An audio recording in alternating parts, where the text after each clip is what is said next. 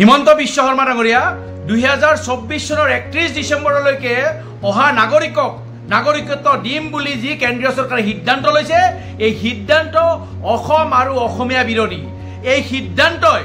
অসমৰ জাতীয় জীৱনলৈ ভাবুকি কঢ়িয়াই আনিব এই সিদ্ধান্তই অসমৰ ভাষা সংস্কৃতি বা অসমৰ জাতীয় সত্তাৰ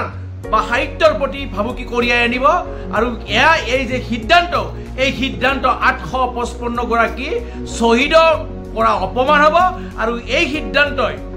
কা বিৰোধী আন্দোলনত যি পঞ্চ শ্বহীদ আছিল এই পঞ্চ শ্বহীদৰ প্ৰতি জনোৱা এক অপমান হ'ব লগতে মই কৈছো হিমন্ত বিশ্ব শৰ্মা ডাঙৰীয়া আপুনি আধুনিক অসমৰ বদনে যেনেকৈ নিজৰ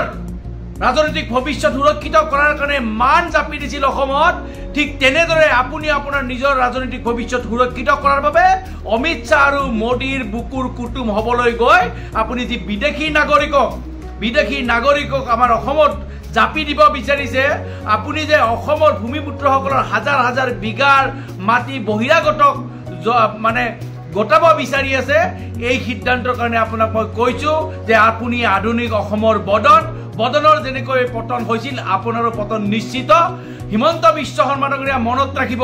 আপুনি যিমানে ষড়যন্ত্ৰ নকৰক কিয় 2026 চনত কিন্তু মুখ্যমন্ত্ৰী গৌৰৱ গগৈ ডাঙৰীয়াই হ'ব পুনৰবাৰ কৈছো হিমন্ত বিশ্ব শৰ্মা ডাঙৰীয়া আপুনি যিমানে ষড়যন্ত্ৰ নকৰক কিয় 2026 কিন্তু মুখ্যমন্ত্ৰী গৌৰৱ গগৈ ডাঙৰীয়াই হ'ব